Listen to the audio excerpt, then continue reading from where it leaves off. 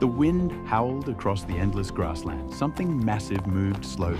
A giant, thick fur swayed against its mountain-like body. Curved tusk, longer than a spear, sliced the cold air with every step. Its trunk tested the wind, smelling frost, water, and something else. The earth trembled softly beneath its weight. This was the mammoth. 1.7 million years ago, the world was harsh and untamed. Wide plains stretched endlessly. Acacia trees stood twisted against the sky. Rivers carved through stone and mud. Nights were freezing. Days were unforgiving. Predators ruled this land. Saber-toothed cats lurked in tall grass. Giant hyenas scavenged in packs. Crocodiles waited silently near rivers, and among them lived a fragile species. Near a riverbank lined with smooth stones lived a small group of hunter-gatherers. They called no land their own. They followed food. There were 15 of them. Elder Koro, whose hair was white as dry grass. Sina, strong and sharp-eyed. Tor, the best stone flaker. A handful of women and children. 4 young hunters learning to prove themselves. Their tools were simple. Sharpened stone. Wooden spears hardened by fire. Heavy rocks for crushing bone. They had eaten little for days. Roots were scarce. Small animals were quick. The river had yielded no fish. Hunger was beginning to speak louder than fear.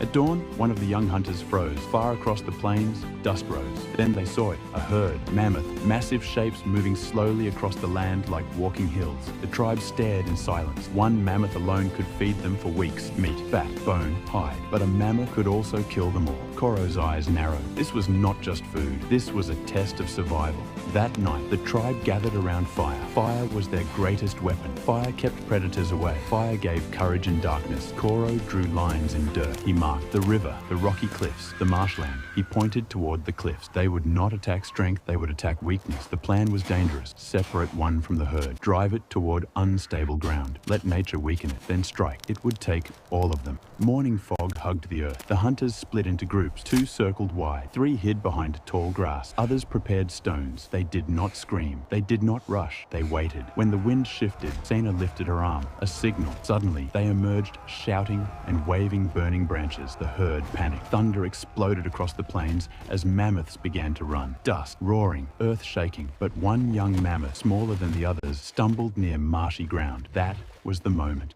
The young mammoth charged. Its trunk swung violently. One hunter was thrown aside like dry grass. Another barely escaped beneath a tusk that sliced air inches from his chest. But the mud was deep. Heavy feet sank. The mammoth struggled. The tribe surrounded it at a distance, hurling stones to exhaust it. Hours passed. The giant grew weaker, but so did the hunters. One mistake would mean death. Tor stepped forward, spear in hand. He waited for the exact moment when the mammoth's head lowered. Then he ran. All fear vanished. The spear drove deep behind the shoulder. Others followed, not wildly, not blindly, with coordination, with purpose. The mammoth roared one final time. Then the earth shook as it fell. Silence. Only wind remained. They had done it, but the hunt was not over. Blood scent carried far. Hyenas appeared first, then distant shapes of lions. The tribe worked quickly. They cut meat, they broke bones, they carried what they could. Fire torches burned bright as warning. This victory would not be easily stolen. That night, for the first time in many days, the tribe ate fully. Children slept with full stomach. Elders felt strength return, but Koro did not celebrate loudly. He knew the truth. They had not defeated the mammoth with strength. They had defeated it with unity, with planning,